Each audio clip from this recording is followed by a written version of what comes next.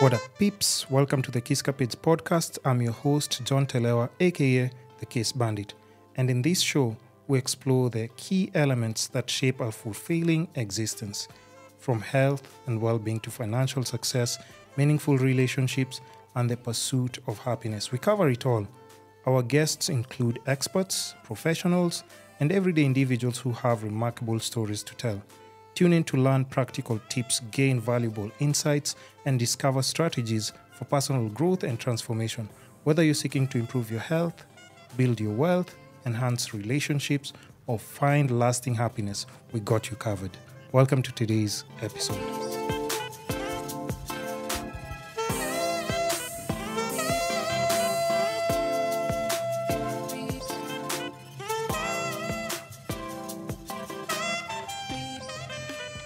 Today I do have a very special guest, by the way. I know I keep saying everyone is special, but anyone you see on my platform, you know what's up. Ndio. Yes, sir. Shasema. So now, before I even start, and here's the thing, feel free kama unataka kumix English na Swahili, but my whole thing is, as you've seen, I'm a one-man production. So kama unafikiria nitaeka subtitles kwa kila kitu, I might not have the time to do that. Okay.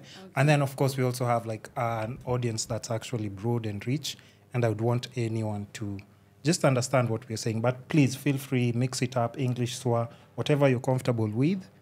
Let's roll with it. But just before we start, tell the people your name, what you do, and then we can start rolling.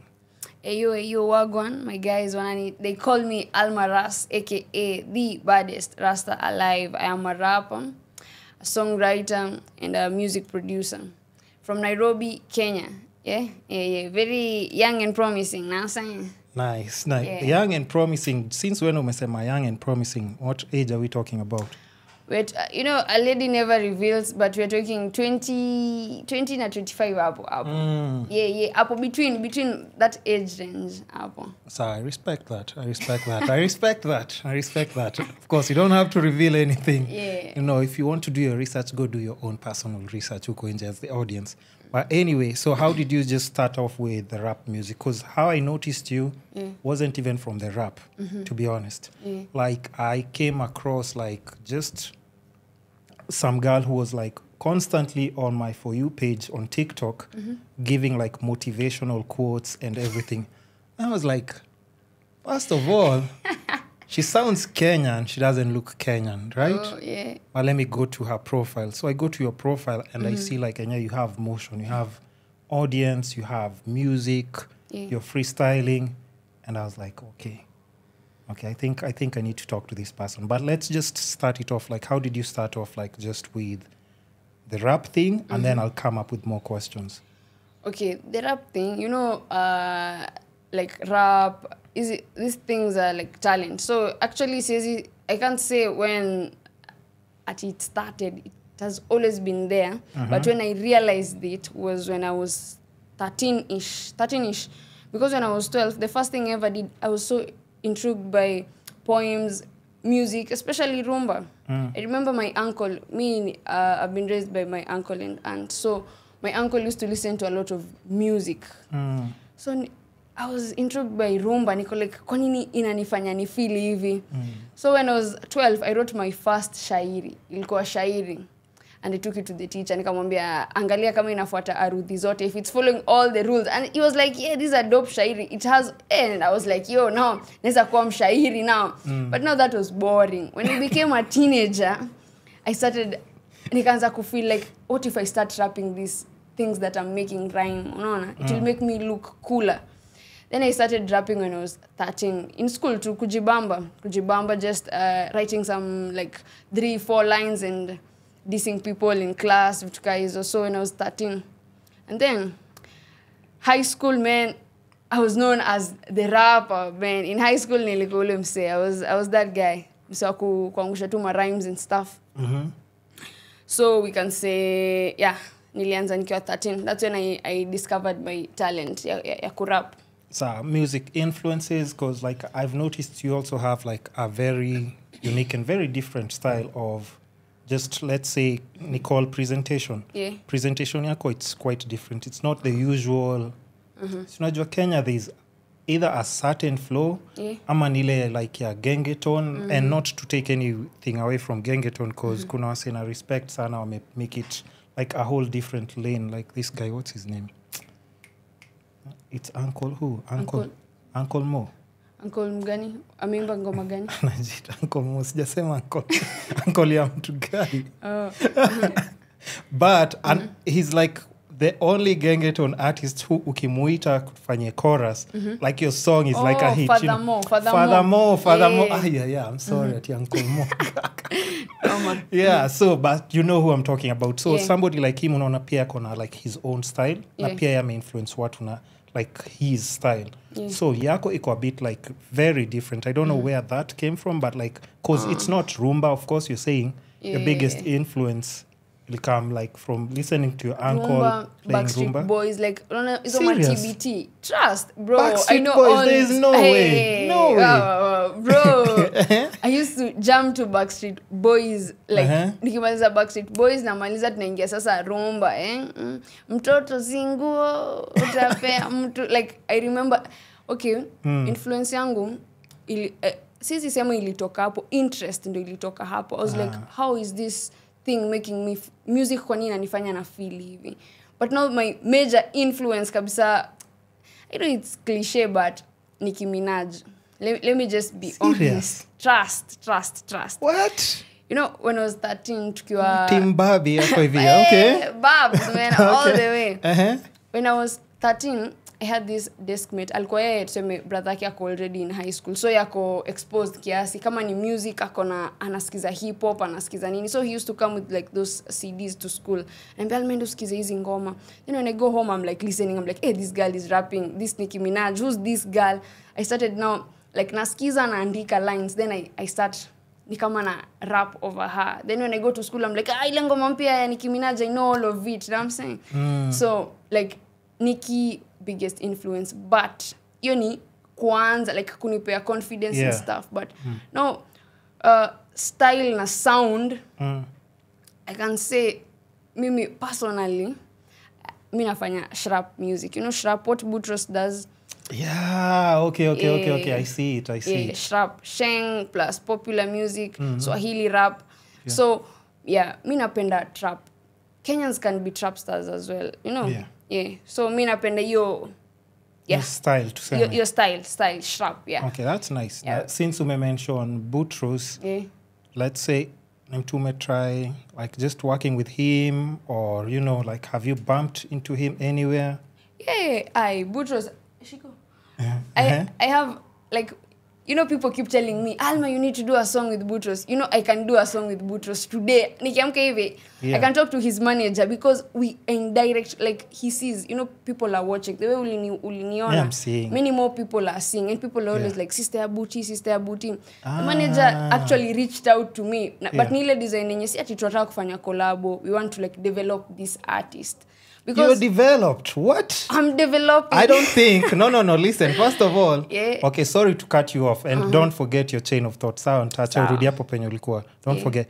It's like I noticed, and I think maybe, I don't know, I say that at times that I have an eye for like people who have like unique talents and stuff. And behind that, there's a meaning to it. So people who know, they know. But I think I can notice when someone has something special. And yako nile like, unajua kuna watu they have to like struggle kwanza ndio nini, but kuna mtu unaona flow yake, like the flow is just like akidrop, akiongea, like everything, you're not even making any effort, but kila kitu ikoza. So I don't understand what development more. Maybe I don't know because I'm not an artist. But go on from hapo your story of development. And at the moment naweza sema I'm all over the place personally, venye mimi na feel, you know, naweza amka leo nipate like one of my videos on TikTok iko sijui 900k views, 1M views, and I'm like, no, like it's overwhelming in a way because actually I'm developing, man. Niko in my early stages. Do you understand what it takes to get 1,900,000 views, 500k views on TikTok? You know you have to.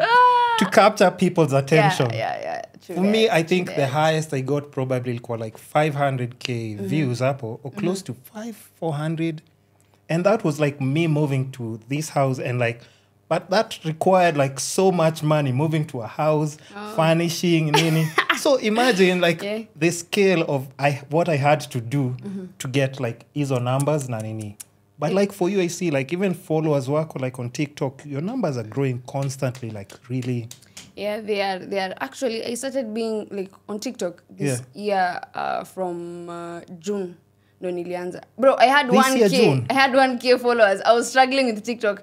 But I was telling my assistant wangu, like, me, I'm done with TikTok. Because she was like, you can trend on TikTok. I'm like, no, I'm done with TikTok. Then that one fateful day, bro, just one. I just uploaded one video, bro. Napata, 100K. Okay, ilianza gradually. Yeah. I can say it started gradually, but nile inakwama 60K. Uko like, what's 60K?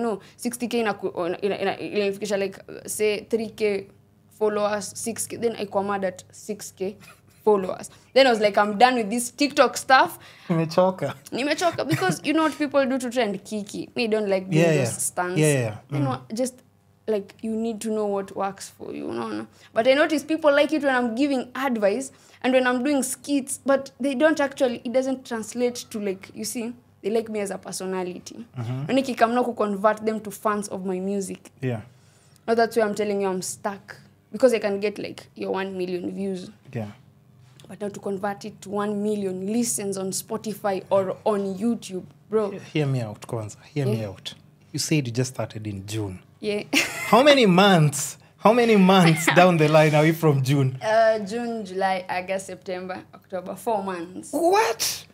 4 months? And then you're talking about like, you're already getting like, understand this. You're probably at, I'm sure by the time the interview comes out, probably in a few weeks, utakuwa like at 90 or 100K uko or something. Yeah, actually right? My goal hii wiki ni 90. 90, sindio? Yeah. So me, I'm seeing you at 100 probably by next month uko. Yeah. Or even more. Because we just never know. Yeah. But understand, this is what has happened in a scope of 4 months. 4 months. And that's why you need to understand what numbers mean, by the way. Me nikikuwa na 100K followers, first of all, just know I'm sipping champagne somewhere in you know, Italy hivi kidogo. Kwa sababu those numbers mean something. And even like, even how like people work abroad, and notice like there are a lot of artists who are working and doing things independently. Because if you have 100K people following you, if you release like much, ndio drop song and everything. Spotify, first of all, tunajua kuna commissions zao zenye lazima they get. Yeah. But if you just release a match and say like 5K people buy your match for 5,000. Yeah. Those numbers, angalia hizo amounts. Hizo numbers okay, they mean something, but now let me tell you, the hardest part is not it's the conversion. Tell me, because I don't understand yet. You see, when I started going live on TikTok, I started trending. Niliuza in a week. I had been selling my merch kwanzia last year. Ilikuwa inaenda slow, but in a week when nilingia TikTok, I sold over 30 pieces. Nilikuwa tu nikiingia live as like advertised 30 pieces, and each piece was going for 1,000 bob. So it was like higher. So these numbers actually mean something, you see.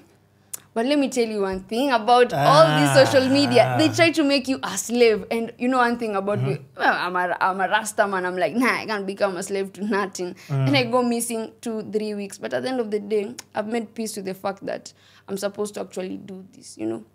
Because me nakwaga like, me sitakuwa slave. I'm not going to do some kiki stuff. But kuna kiki poa. Kama say to hang out. Kiki, what do you mean? For people who don't know what kiki, you mean. Those people who don't know, there's a publicity stunts. There's some good publicity stunts. Like, assuming Diamond Yanakuja, he's coming on Saturday to perform Oktoberfest. Imagine I just happen to be backstage. Nichukue na video, then I upload. You see, that's a good stunt. So I made peace with the fact that not all stunts have to be cringy. Ile design at I don't know who's doing what. So I think I'm actually growing. You know me, I always want to be like a rapper, a serious rapper. But then I make peace now. I can become a personality, like just an influencer. There's nothing wrong with both. You know that, eh? Yeah. Because here's the thing. First of all, look at it this way. Yeah. It's effortless on you. It's just your personality putting it out there. I'm telling, do you know how people struggle? There are people who hit the studio January to December.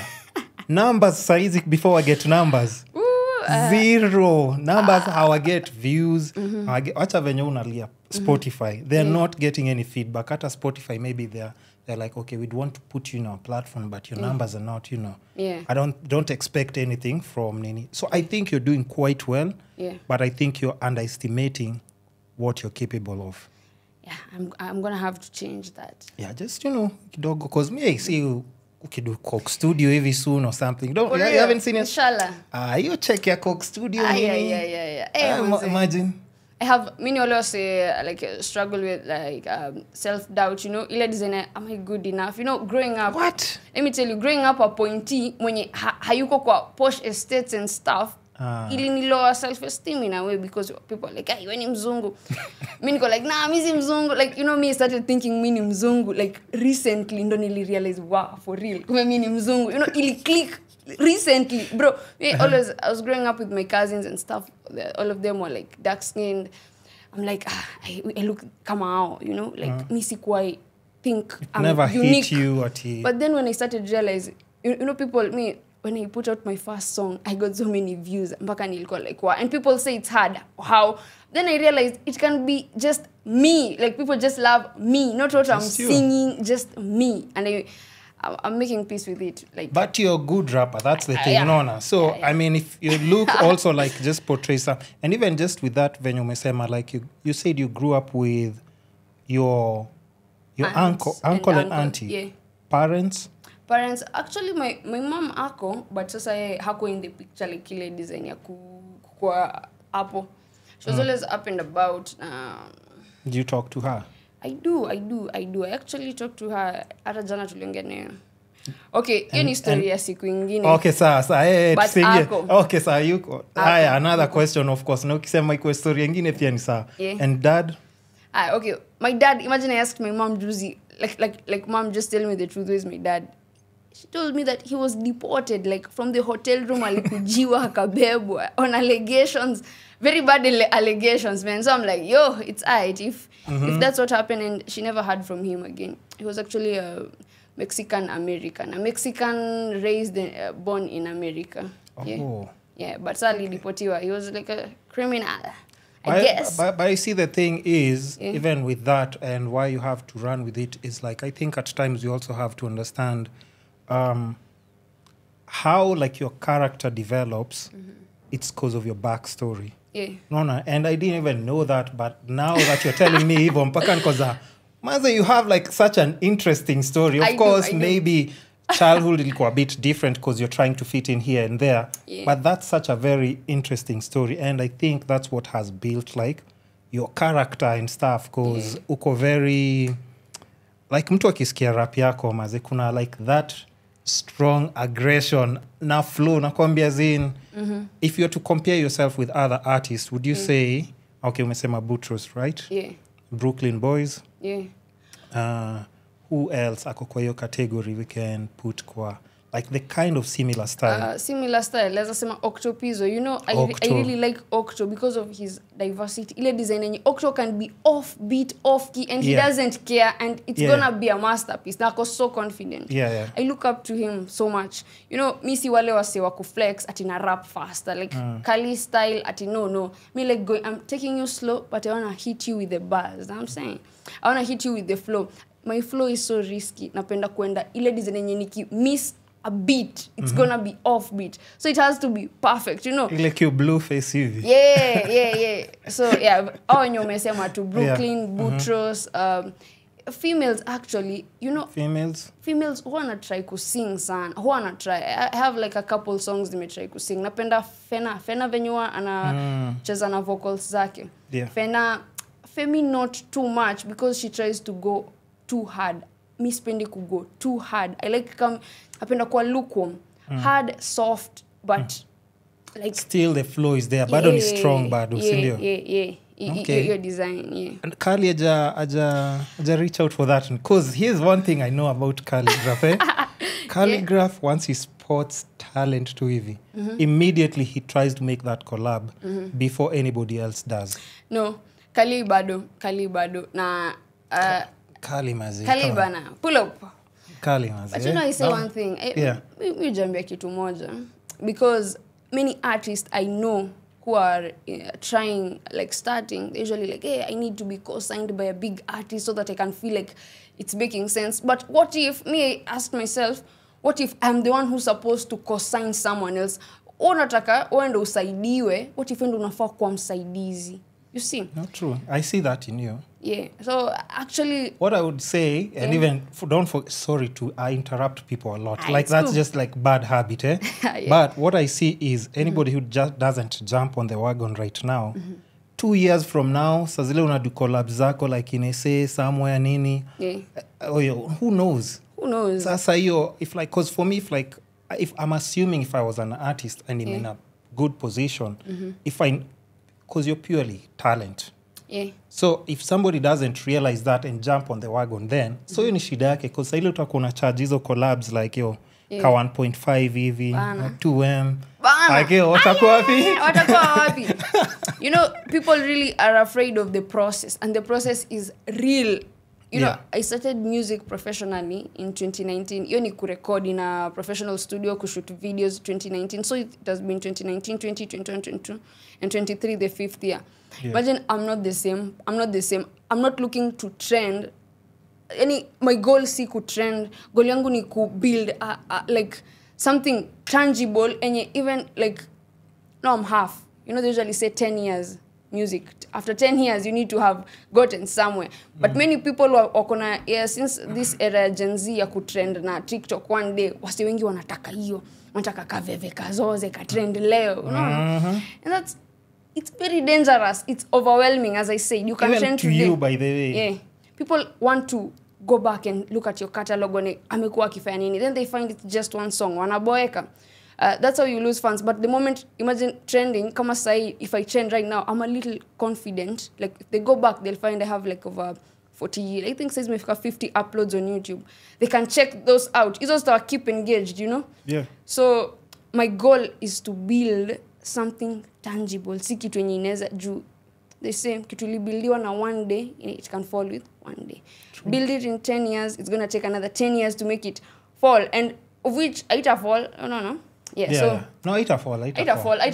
That's my goal, to build something tangible. Na watu wache kunipea stress. People always like, hey, I know you need to be, I don't know where you need to be where. Like, yo, me, I'm where God wants me to be. Like, I see you growing into such a big, because here's the thing. Yeah. And I know there are so many people that I also say that to, but of course the rest is up to them, because you can see someone's work ethic, unaona? Because kuna mtu atasema, okay, me I want to be a big artist, sindio? Yeah. But they hit the studio probably after every 4 months, twice a year. Yeah. And then, unajua, ukiingia YouTube, the way you say it, like catalog, it's like 3 songs. Yeah. But somebody who's leaving it, waking up in the morning, dropping it, like there is no way hard work will not be rewarded right now. Yeah, it's almost impossible by the way. I don't think that's possible. And then what would you say like has just been like hardships apart from like the umesema like your pressure ya keep up with like, you know, could you detach with what people are demanding for on TikTok? Like what's like the most pressure ama like just hurdles, challenges you may have kupitia like just as a local rapper? The first challenge ni like enye tu nimekwambia, people expect too much of me. Like, Alma, you're at 81K followers on TikTok, 16K on YouTube. You should be like, I don't know what. Like, me, like, yo, chill. I'm exactly where I'm supposed to be. The next one, like, bro, there's like blackballing in the industry. Trust me, there's like blackballing and stuff. Kuna tu design enye. You know, it's a whole system, you know. That's why, tunasema Gen Z, we are here to like, the internet has made it. Hakuna kitu ka ku blackball. Kitambo we used to tegemea ati mainstream media ati watu wekwe kwa TV sijui nini. Sasa inaweza ingia TikTok like right now, TikTok live and get I don't know how many people on my live and broadcast my stuff, you know. So yo yenye unafeel kama kuna blackballing, kuna gatekeepers definitely. But I'm not complaining about that because I'm not holier than that. I mean, if you in that position, sijui kenye nitadu. Maybe you get do and then you change up and you switch up on people. Pia mimi ni gatekeeper, unaona? lakini the biggest hopefully not hey hopefully not hebu nipate pesa ndo tujue kama sio tutajua because at times you just don't know until you're in that position because everything will change and you'll even notice like people and even artists like a long time ago any person who you see has developed. They used to be in a group. They used to roll out with like a lot of guys from the hood and everything. And then as they grow slowly, wakienda gigs, like me, I didn't know like Buruklyn Boyz. It was 2 guys. I didn't know. You thought it was one? No, I thought it was the group. Oh. Because that's the first song that I was like, hey man, these guys look so hard because there are so many. And then I couldn't even put like whose face. And then now later on I start realizing and then I'm seeing them in gigs. It's like, okay, only 2. Because of course, like event organizer will be like, okay, we can only take the 2 artists. You can't bring your homies today. Okay, for you can't come with the whole crew. We know they're your peeps and everything, but you can't come along with them. And then pia kuna wale wenye walikuwa just beside you, but they didn't jump on the wagon. Because if me, I'm your friend right now, and I kinda like write kidogo, come on. You drop a freestyle. Mimi nimekuita Friday kwa freestyle yangu. Hata kama you're just chilling tu hivi. Because like that's my homie. I wouldn't want them a take off na mimi nimebaki afu nianze kusema mazee uliniacha. See, you didn't put in even any effort. That's true. So if it's freestyling, you freestyle una drop leo, kesho una drop kesho una drop hivyo. And then we just motivate even if I'm slow kidogo, but I motivate myself through you kind of nona.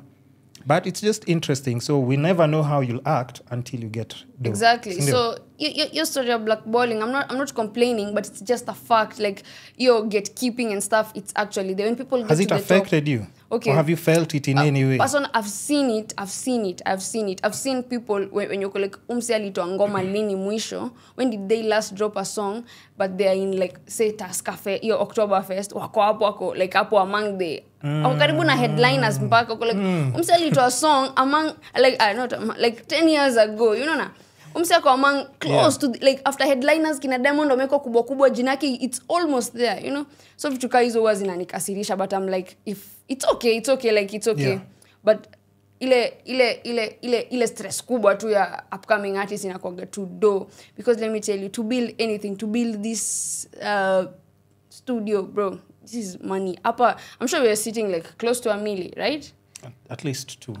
What? Then you see, 2. At least 2. Because the camera and the lens is 700. So. Wow, that's crazy, man, guys. Hey, you can see this setup. I'm just saying. Yeah.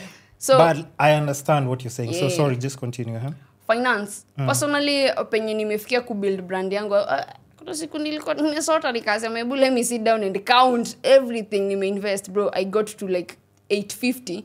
I'm like, yo, na bado itarudi lini? Like, when is it ever gonna like pay off? But I'm like, I can't stop now because 800 G's, that's like a shamba somewhere. You're already way too in, so I know, like there's no turning back. So no one could have given me 800 G's at ishika ukabai shamba to go build a house. But the moment you approach like an investor and be, look, I have this dream, they can help you with that. So True. Finance, and not many people are gifted your design, they can get people to invest in their dreams. So I can say I'm lucky and blessed.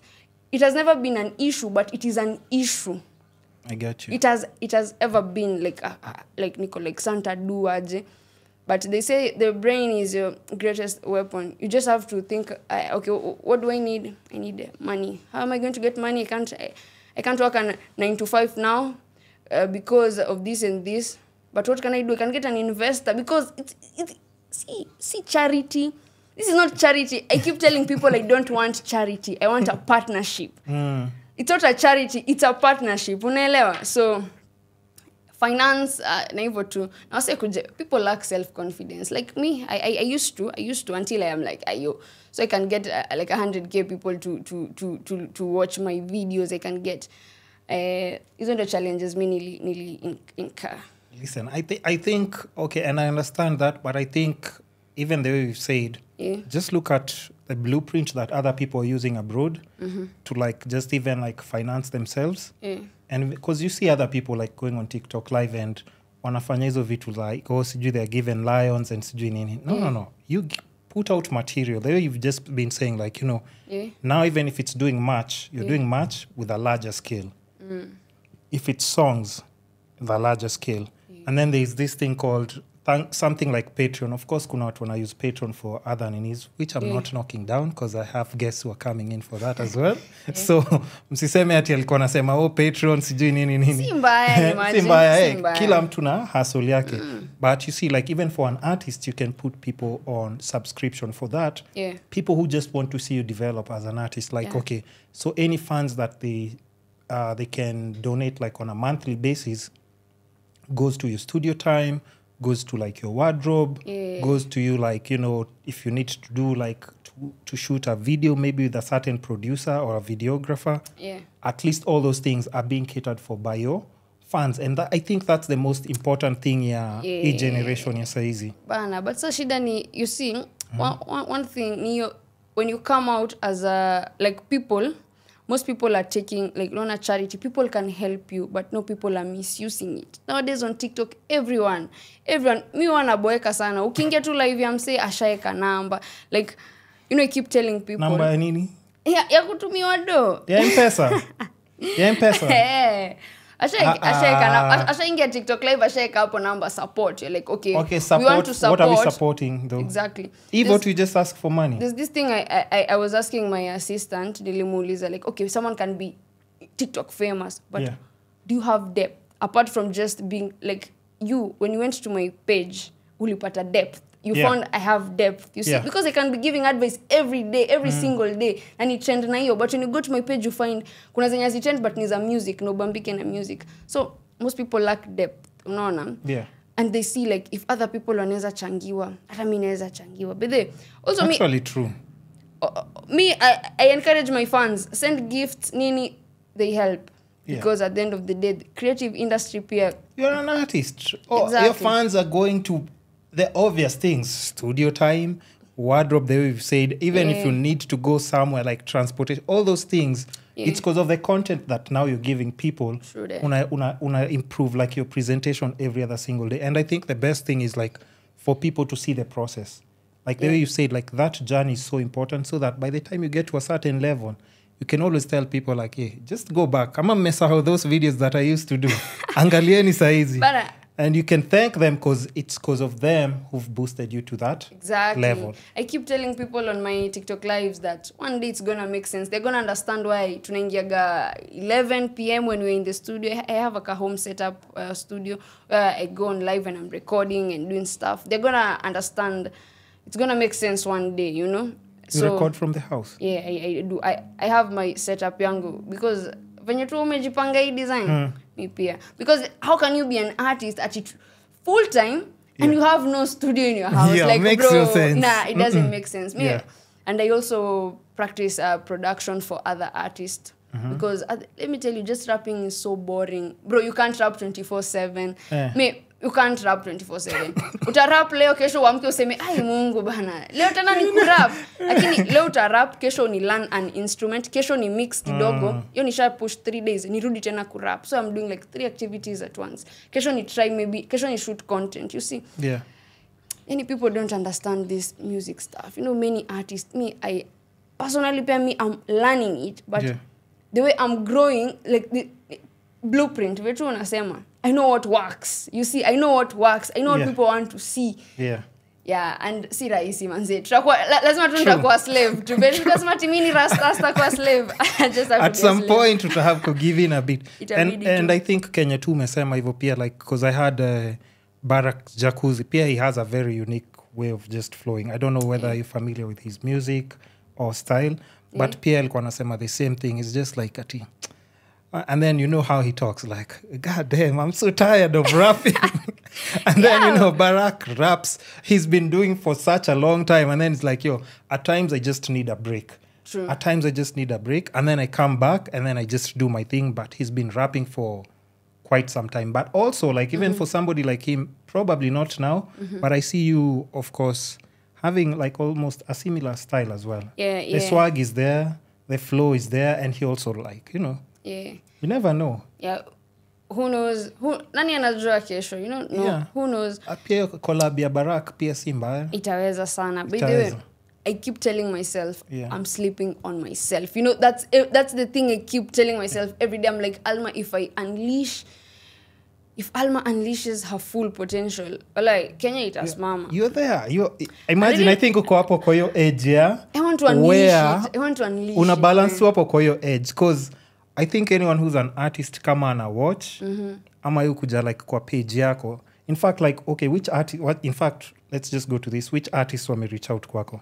Maybe unakata ma collab na mimi niko hapa nasema mbona watu wafanyi collabs na you're just rejecting collaborations left, right, center. Let me tell you one thing about artists. Artists have ego.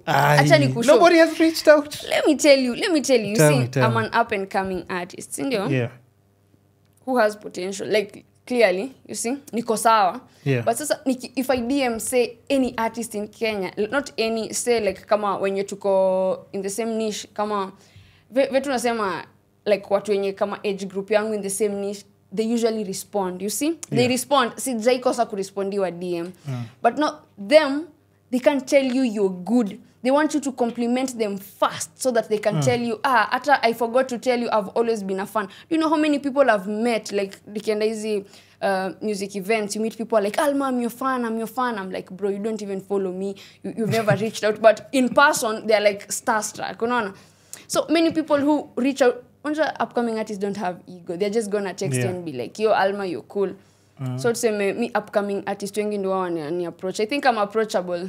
Lakini sasa this developed artists, well established, artists, they don't. They barely. First you have to tell them. You have to tell them. I can show you my DMs, what they reply, and then they come tell you, I'm also a big fan. You're like, yo, if you're a fan, the least you can do is just follow back or kitukayo. But I'm like, it's okay. Like, kuna ego flani ya wasanii yenye huwa inibambi. Personally, me sina. You know why? Because, like, Kenya is such a small scale for you to trend. Kenya is small scale. Very small. Like, you're trending in Kenya, bro, go down, bado. You see? Yeah, because look at what Tanzanians, Diamond, perfect example. Umeona their gigs, Nigerians. I know, like, that's South Africans. That's the goal. Yeah.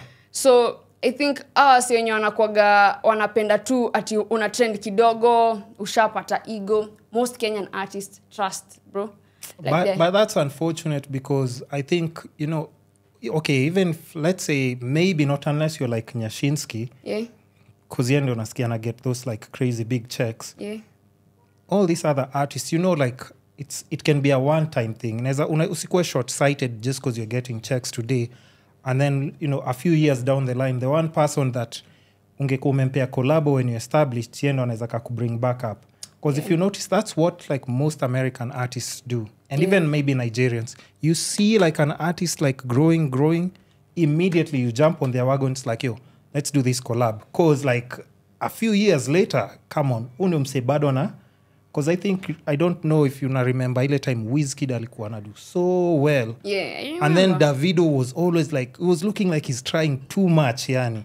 Anakana try too sana, but he's still there, just consistent. Yeah. But now you see a few years down the line, you see where he is. Look at where Burna Boy is. Look at where all these guys now. The best thing about them is like they've pushed Africa in general to a larger international platform. So anyone popping out from Kenya, Tanzania, UG, they still look at, you know, the whole Afrobeats thing and everything. Yeah. So in Kenya, we need a new breed of celebrities. Ndo hawa sisi sasa. A new breed. We need a new breed. No, true. Yeah, we actually need a new breed of celebrities. And it's like, Miniko, like, I've been listening to these people since I was young. Now it's time to switch up. And you know who's gonna take Kenyan music international? This new generation. It is. Akina Kaliwa sha beat. To be honest, like, no offense. Like, utaka calligraph wavunje mlango ya nyumba yangu atavunja. Potential imekatika. Msi ako 35. Bro, nasi tuko 25 and below. Hi, no. No, but I get what you're saying. Yeah. Wait.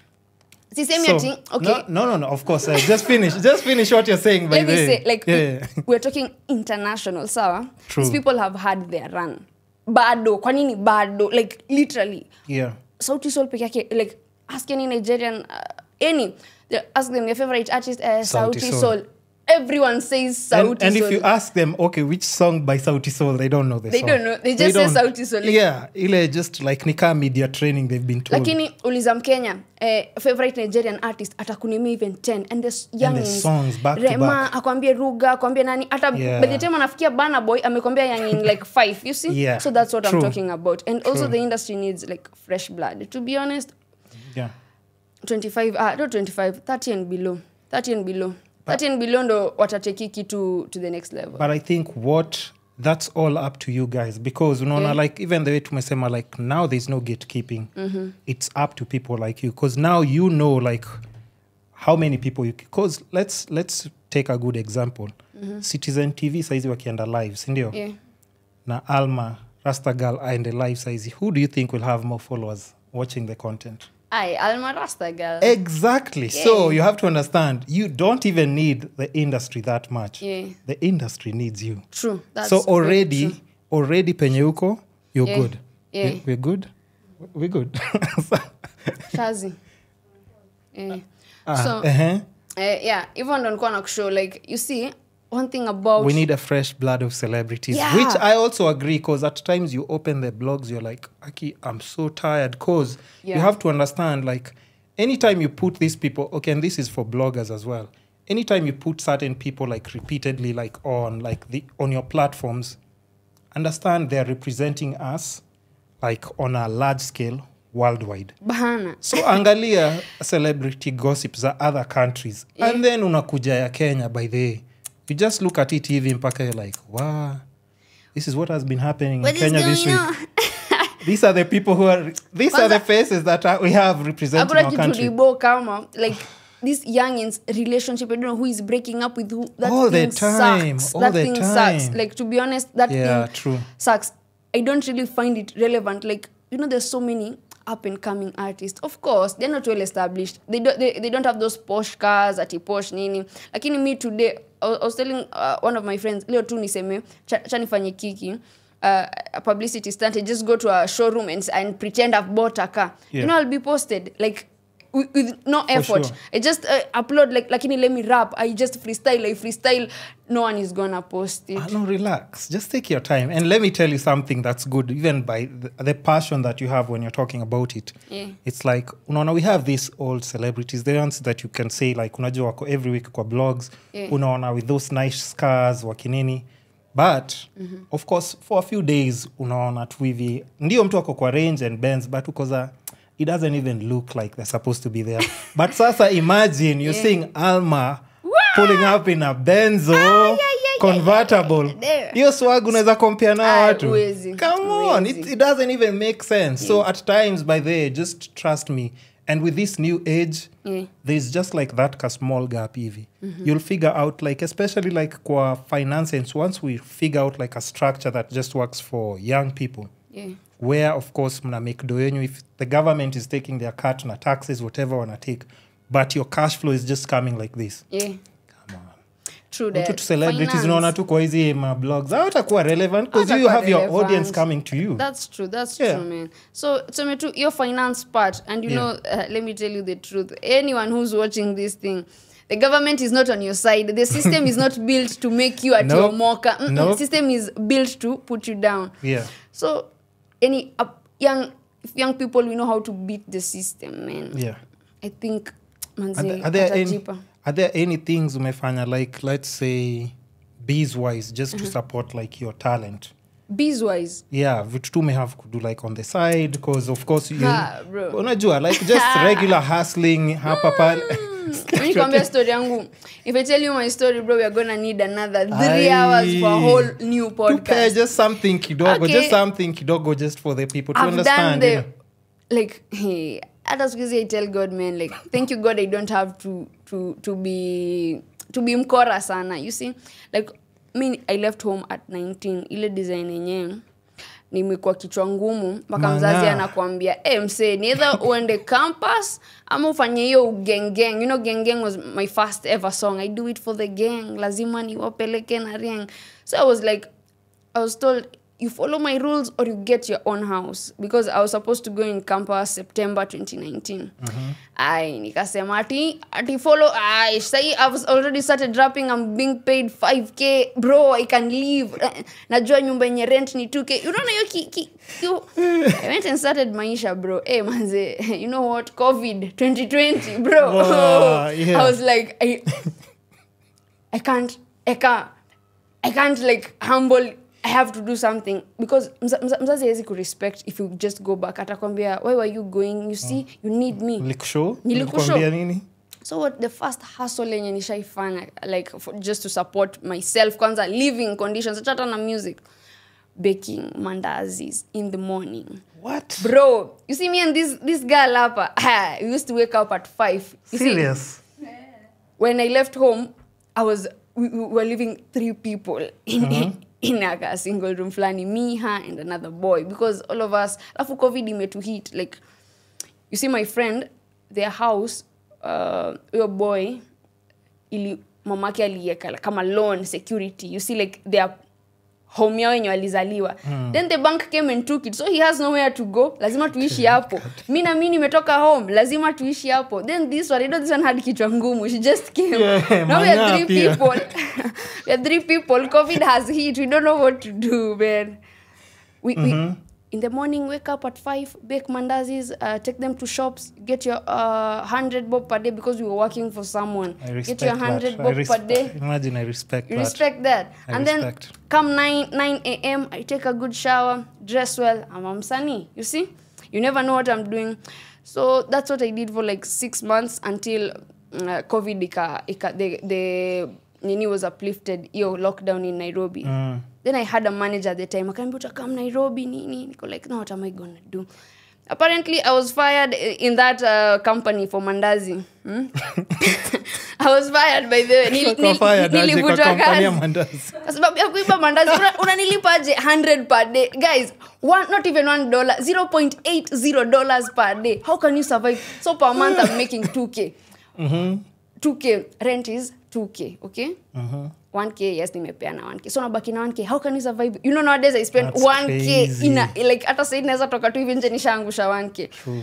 So we used to, like, I don't like saying this. Guys, I'm not a bad person. I'm a good person. Yeah. Steal those packets and go sell, because you know, kulipwa so is like 2 packets. So if you steal 2 more, that's 200 per day. So we were caught, man. And the guy was like, hey, I'm firing you guys. You're stealing from my company. And we were like, it's okay, then fire us. And at that time, it's the same time my manager is telling me, come to Nairobi. I was like, yo, you're fired me. I'm going to Nairobi to become a superstar. Yeah. I came to Nairobi, man, jobless as hell. Ata yo ya mandazi haikukua. But then God ni nani. I stayed jobless for like close to a year. And then luckily my parents were, my mom now, this is where she came through. Manze, God bless her, man. Yes, she wasn't there hizo siku zote, but she just came through and gave me a certain amount of money that was enough for me to buy a home studio. Na, yani, the moment you have those just equipment, to set you up, at least, you'll know what to do with them. So, kwanza 2021 September, I just started learning how to make music, mimi kuproduce. So that's what I've been doing so far. But kuna hustles zingine zenye tutasema leo, hizo tutasema tukishaomoka. Just say bado we are so close to them. Tunaweza rudi tena. Brand partnership ilikuwa inakuja hapo akasema ulisikia ile story yake kwa podcast. Hapana. So hizo tutasema baadaye siku tutakuwa maybe 40 and stuff, but I've done a lot of stuff just to support this music stuff. But nowadays I'm legit. I sell my merchandise. This is one of them. In a billionaire squad. Uliniletea anything hapa hivi? Sijakuletea leo. Place an order. An order. Size yangu, anything, and just I'll show you all the designs. Sawa. I'll just pick one you think that fits me, and then at least that I rock occasionally, like, I'll get to, and then I can rock them, like, even when doing my interviews. It's cool. Nowadays I'm legit. I sell merchandise as studio time, video lyric videos. I have we wanafanya lyric videos, so tuna survive. Lyric videos ni kama which ones?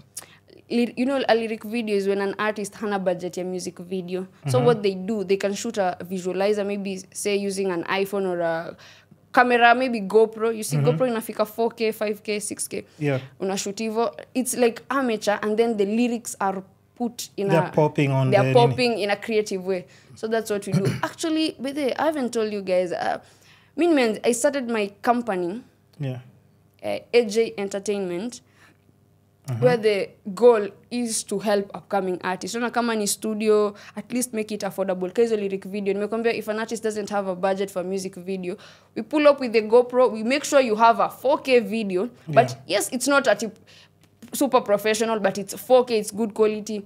So yeah, but still bro, something that mtu inampush as an artist. Yeah, that's true. So that's the goal, man. I started that label company in 2021. But only pata your studio. I was like, I could have gone to campus, with that money. Like it was a good amount, but I'm like, sasa for how long? Like, me siko interested. Maybe, 5 years. No. Let me just. Have you ever seen yourself in an office kwanza? Never, bro. Look at this thing. Look at this thing, bro. Which office? God damn. No office. I got an office there. I do the tattoos. I got this. Hey, man, I have a lot. I got this in 2021. When I got that money, when my mom gave me that money, I was like, now you see. The first thing you did. Bro, yeah. To be honest, Jesus. And the next day I was calling my tattoo artist. I'm like, yo, how much is tattoo removal? The next day. Mpaka he's like, Alma chowoga, like Alma chill out. You just got that tattoo, Jana. I woke up, I'm like, oh my God, what's this on my neck? I'm like, Alma, you're never gonna get employed in Kenya. So what are you gonna do? You're gonna create that employment, bro. Yeah. It's been not 3 years in Nairobi. Told you I came in 2020, August. Yeah. After job, we are shaandikwa job kwa hoteli. 1 week, bro. We were so happy, like, yeah, she's gonna be getting money at least for the family, bro. 1 week ashaambiwa, kazi imeisha. So we were like, we need to create our own job. We really have to create our own jobs. So, but entrepreneurship. I respect that because, like, to be honest, like, even for me, I tried the 8 to 5 thing kidogo, but that's just not working for me. Because at times I'm like, and this is like just not even like just to attack anyone, because I was just like, there's some people who are like way too stupid to be my bosses. Because I kept on, I remember just very well, like nilikuwa tu kwa like in the office, and then I'm like, how is this guy my supervisor? How is this person getting paid more than me? Na niko hapa nalala sijui like 3 a.m. The next day in the morning I'm there.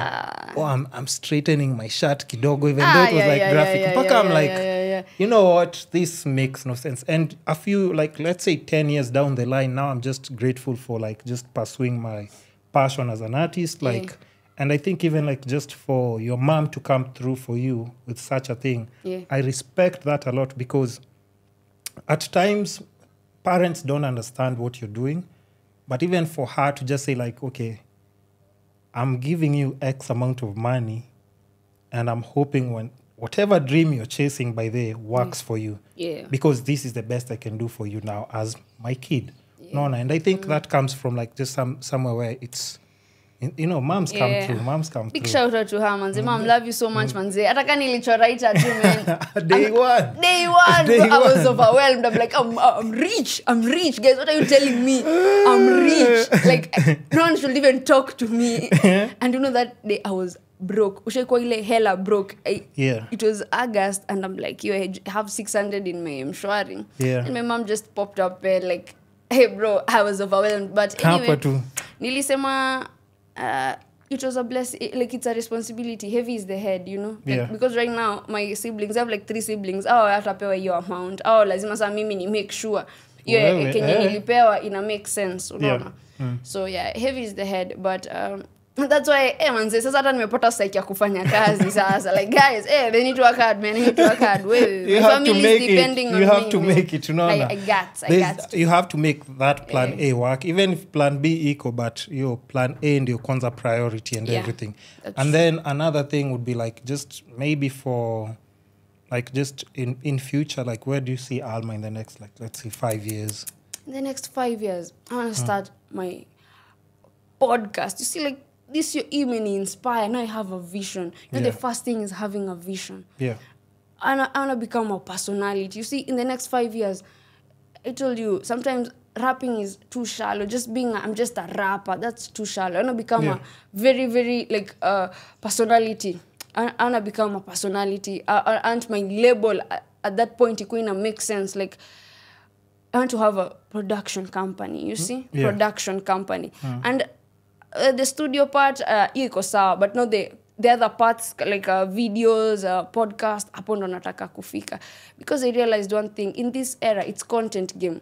True. You can put out all the music you want. You can put out but if you don't have the content to back it up. So I really want to have a strong, like, in 5 years, manze, personality.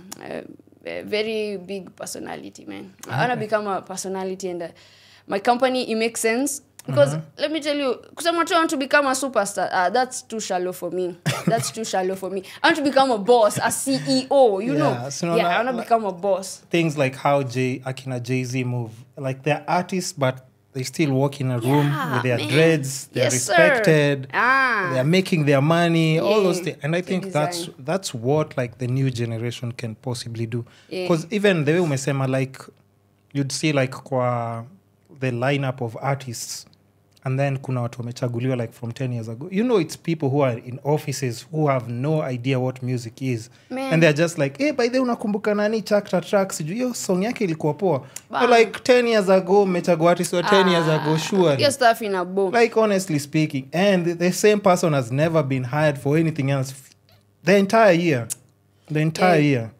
So it kind of gets boring, and I think that's the only problem with the gatekeeping in Kenya.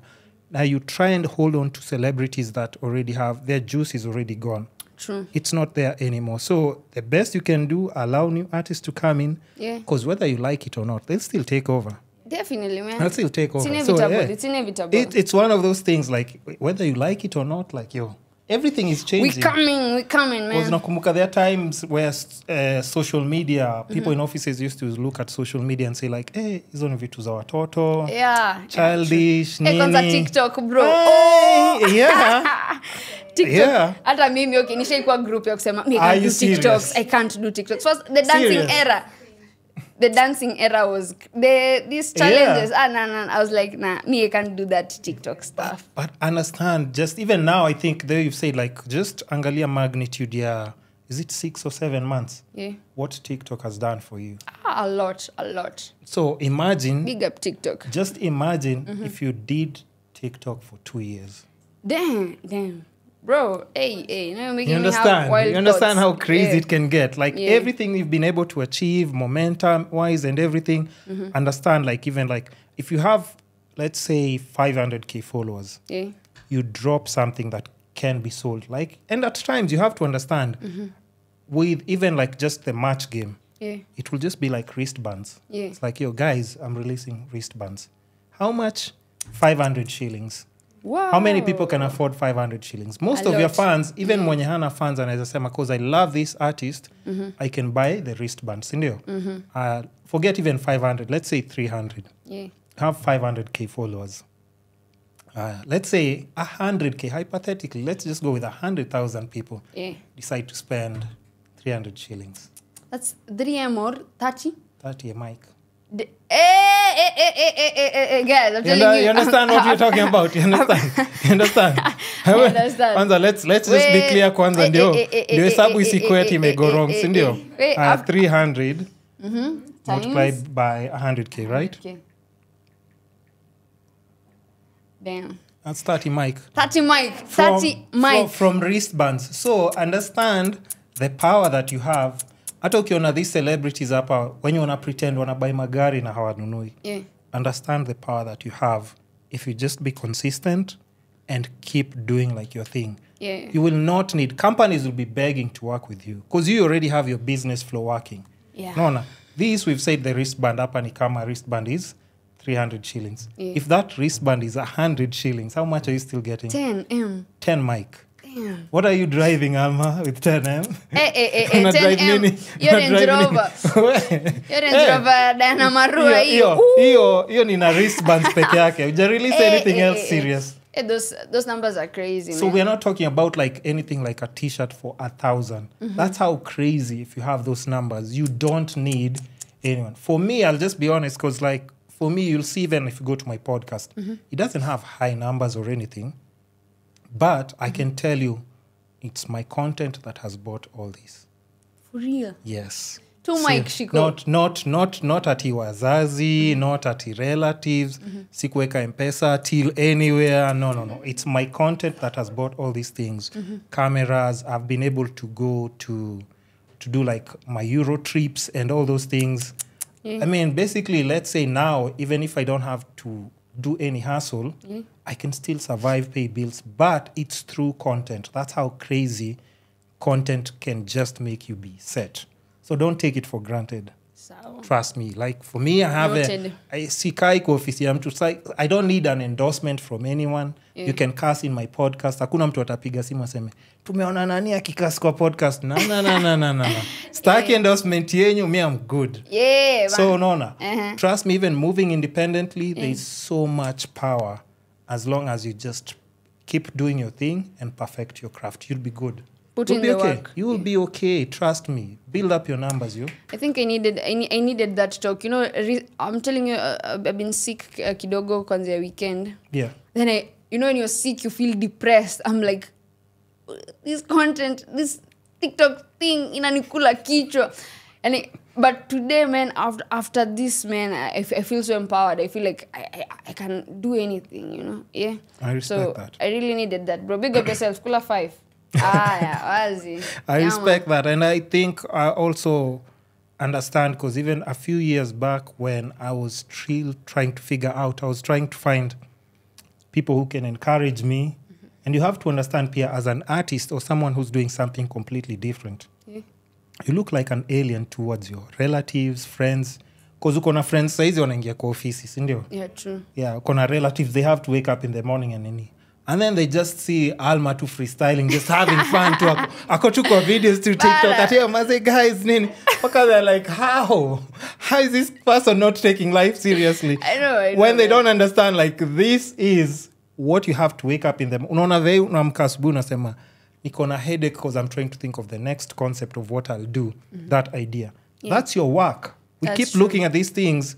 Old people or people who don't understand, they keep looking at these things thinking it's a joke. It's not a joke until Alma is sending you a check. No. That's true. It's still a joke, ama it's still funny. Until now you come, you see her progressing. Like after a year, you're like, yeah, man. By this, tungekuwa. Mimi nilikuwa najua Alma ako capable of nini. You know, there was... You're like, there was question someone can ask you, okay, sawa, what do you do? I make music. Okay, apart from that, I'm like, yo, I do that full time. That's what I do. That's me. I'm a rapper and content creator, like full time. Yeah. I think that tradition, 8 to 5, you're like working hard na. You have to work smart now. You have to work smart. Content game, man. Look at the catalog of even like people who are like now at least even getting paid. And understand me, like some content creators are getting paid more than people who are sitting in offices. No. So you can't take it lightly anymore, because there are some people who are set for life just by doing content. You see people growing slowly.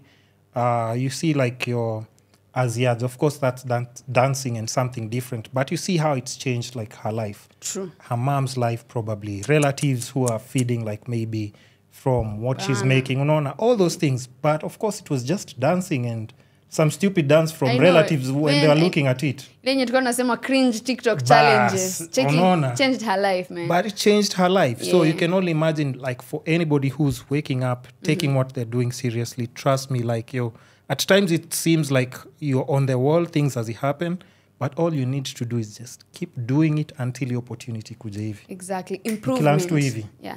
They say, if you make your garden beautiful, the butterflies will come. That's too deep. That's too deep for me, by the way. Why can't we have to take a second concept? Like, okay, now I got you. And then... I made peace with that. Like, I saw it somewhere. I'm just scrolling. Those days you feel low and stuff. Then you're like, hey, man. Then you see that and you're like, it makes sense. If I make my garden beautiful, the butterflies will come. That's true. Guys, ponder upon that, man. Like, just make your garden beautiful. Make sure you're improving every day, your design. And people are going to talk. Me, remember, the first song Nishai put out, someone, imagine, called me. Shamelessly. Ati wewe hizo nini unaimba? Ambia producer afunge studio no rudi ushago. Somebody said that. And they hung up. That means that's someone who has like my contacts. That can be a friend, bro. That can be someone. That's someone who had my direct link. Bro, I cried. And it was my first song, bro. I was at like 300 views. I'm like, yo. Kwa nini sasa watu wananichukia hivi? Akiambia producer. Ambia producer afunge studio na urudi ushago. Aya. Now 50 songs in. Yo, hatukurudi ushago. So where's the person now? Ako wapi sahizi, unaona? Yeah. So now another thing, just as we're winding up, because I'm seeing like we've already clocked an hour, and I know you have some superstar shit to do. Unajua pia, so yes, sir.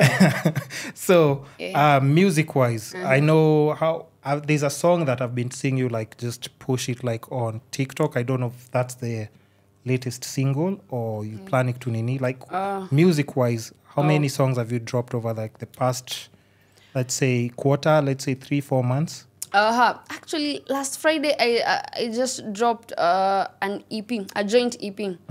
A joint EP with a boy anaitwa Deported. We did 7 songs pamoja. We just tulingia studio day 1, we recorded 1 song. We're like, "Hiya, we can make 2, we can make 3, 4, 5, 6, zikafika 7." I released the EP. It's on my page. Inaitwa Double Trouble. I wouldn't know how many songs I've released, bro. Like, hii mwaka nimetoa mob. Personally, roughly. Let me count. Let's just count them. Msanii, Sativa, Ems. 1, 2, 3. Alafu 7. So this is 6 plus 7. 6 plus 7, 13. 13. And they're just low key. See ati lazima. Artists, stop chasing trends. Just make sure you're releasing consistently. Because the algorithm needs to study you. Personally, we are doing it for the algorithm. Adis ko itanikubali. Okay, the fans as well now. You're good. But the algorithm lazima ikusome. You know, it has to know your style. And many artists are... sorry to say, but naive. Our information, hawataki ku research. That's why, but record labels in our kulia and stuff. But artists, imagine they're the prize. If you're an artist, a content creator, you're the prize, and you can be independent. When you do mesema, you don't need an endorsement or what. You are the prize. So 13 songs, 2 videos, 2 official music videos, and Ili drop 20th Mashujade. So guys, come on, you're checking this out. Alma Rasta Girl, Alma Ras, YouTube, Spotify, like all streaming platforms. New EP out, manze. Hiyo ni noma. Next time inafaa nikikam tuna samples sasa hizo ngoma one after the other. Yeah, no. Tutafanya like okay, let's say maybe January or Feb. Yeah. We can do like a follow-up episode Jan or Feb there, and then you know we just see like what you've been up to. Yeah. And, you know, see how you've grown from that as well and everything. Me, I'm down for that as well. So, and, you know, like, on my podcast, I talk about so many different things, but I think we can save, like, even much more for, like, part 2, because I don't want to squeeze, like, all the juice now. Like, venye umeniambia kuna zingine, I have to go and research kwanza. It's like, aliniambia hii. Sasa next time takuwa na even more questions. Because I talk about health, wealth, love, and happiness. So, kwa love, of course, next time we'll touch on relationships. Okay. Because we just need to know, like, love-wise unamanuvaje? Is it something that's interfering with, like, your craft? Ama wewe ni mtu umesema mambo ya love kwanza wacha ichill kwanza. Mimi nataka kwanza until I make it. Is it, in fact, we can even just touch kidogo on it. Is that something that you get love into muhimu. Or nini? Love muhimu. I'm in a very serious relationship personally. Yeah. I think no man is an island, and you need someone to help you. No. Let me tell you, those days nakwambia I'm low, I feel like ni kama hygiene, like everyone has those low days. But in love, do you like boys or do you love girls? Watu kwa comment section waseme. Watu kwa comment section waseme. Ama watu wa live. Watu wa live umeona maybe in a date, mi siwezi jua. So maybe memeona on a date, you can just say it. Okay. If I want to be interesting in a manner that I don't have to say everything about myself. But nataka ka suspense kidogo. Yeah. So, but you're in a relationship very now. Serious, bro. Like very serious. So guys, watasema hapo hivyo ni mseme kama mnajua love birds ni kina nani hapa hivi. Mseme tujue. We can hold that for like part 2. We can get into that because that will also be interesting. I think, and at times, like, as much as we'd want to remain private, unajua ni msanii already. Watu watakuwa curious like manze, lakini Alma sasa form hiyo nini siku hapa hivi, itafika. si ndio? Hiyo siku itafika, but Kwa Benz tutakuona kwa Benz na mtu, kwani utakuwa na mtu? hiyo siku sitakuwa na give a fuck. Nitakuwa like yo F you man bro, I'm tinted killing windows it. unazi roll up pole pole. When I was coming here, I was like seeing someone in a Range Rover. I'm like, wow, what does this guy do for work? Yeah. I keep asking myself that question, but najua siku moja itakuwa mimi mtu ananiona anauliza what does she do for work, you know? But nimekuambia like a easy analogy, like how if you create like a fan base, how powerful that is. Remember, nimekupatia wristband peke yake. Sijakwambia anything complicated. So we are not going to any product or match ya tunaweza sell for 1500. Hizo numbers ni crazy hata ukianza kufikiria. True. So just build that fan base and anything that you're trying to achieve, trust me, anything you're trying to buy, utazibuy mpaka uchoke nazo. Wallahi, nijiaminie tu. Trust me. Yeah. You got this. I believe in you. This. So yes, zile unaanza ku sign my autographs, I meet you, it's like, oh yo Alma, that interview you promised me by the way. Trust me, I hold you accountable to this shit, eh? Wow, we have video evidence. It's binding. It's binding.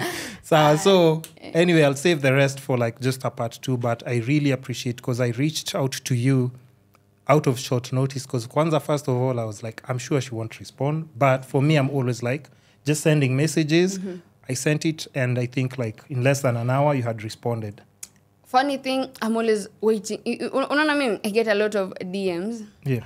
And I know I'm going to get one life-changing DM. So I reply to all. Isipokuwa tu, hi. Hi peke yake, because it's always hi, alafu hi, unamwambia hey. Anamwambia hi too. So it's hi too. Hizo ndo wasi reply, but they tell me hi, I'm so and so, this is, I'll tell you hey. Like you see, I na respect you pia kuji-express, like just go straight to the point, because even when I'm writing emails, you know, I write lots of emails. You go straight to the point. That's something people should learn. Like just go straight to the point. Acha story ati hi, alafu ukiachwa on scene, you're like, hey, Alma anaringa. No, hi, I am a dancer. I'd like to do a music challenge for you. Hi, I'm a podcaster. I'd like to invite you. Like, yeah. Keep it brief and simple because people have shit to do. Siko baya. Respectfully. I'm always on the lookout for that one DM that's going to change my life. Na join a come. I respect that. So, Sarah, tell people where they can find you, anything else that you have going on. And then, of course, we'll do like the promo pics. I think we can also do like we'll do a certain video here. We can do with our new videographer hapa hivi. Tunaweza fanya. Mwenye namona tuko background kila saa. Background too. Come say hi. Come wave to the people. Come wave to the people. Because you're part of the story. And I think that's so special by the way. Yeah, hi. That's my PA stroke. Hata sijui. You can find me on all social media platforms at Alma Rastagal. Alma Rastagal. The baddest Rasta. Everywhere. Spotify. Like, just Google me. You can Google me, bro. Niko kila mahali. Alma Rastagal, man. Alma Rastagal. Make sure to subscribe to my YouTube channel. I post really dope music. Pale Spotify. If you listen to music on Spotify or Apple Music, man, just follow. There's a follow button also up. Make just sure, follow. man. Follow. Yeah, man. All those follows are really important. And support Kenyan artists, Kenyan talent. Unajua? Kenyan new artists. I'm an old artist. Wote. Tunawahitaji wote kwa economy. Hata kina Kali bado tunawahitaji. So, it makes sense. Makes sense by the and it's all like just, respectfully. So anybody who has like, feedback from the episode, please let us know. Reach out to her. Kama unataka hizo collabs or any ideas that you have, please share with her. Investors wakuje bado. Investors open up hivi amesema partnerships, ndio. Nataki kuwa signed. Sitaki kuwa signed, nataka to make a deal because I believe I do. Hakuna check mtu atakuandikia hivi useme by the sawa acha tu. Okay, nimekubali tu. Afu utaanza tu zile dance za genge tu mtu sasa. Unajua kwa signed. Hiyo story imeisha. Okay, sijui but anyway, me moving forward manze, I really need a team, a strong team. I have the vision, I have the talent, kila kitu. I just need people to come together we see what we can do to take this brand to the next level, Yeah. So investors, partnerships, watu wa kusign, maybe Sony Music ama Wana Music. Because Kenyan labels, bros, go down. No offense. No offense. Respect.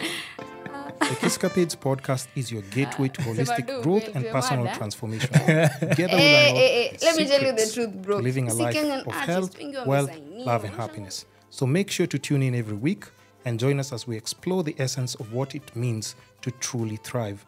And lastly, show us some love and support in our social media platforms from Facebook, Instagram, YouTube, Spotify, Apple Podcasts, Google Podcasts, basically all the social media platforms that support podcasting will definitely be there. Even with the short clips and reels, you can find us there. And lastly, don't be shy with feedback, suggestions, or any questions that you might have in regards to the episodes or our podcast. It's the Kisscapades podcast. Goodbye.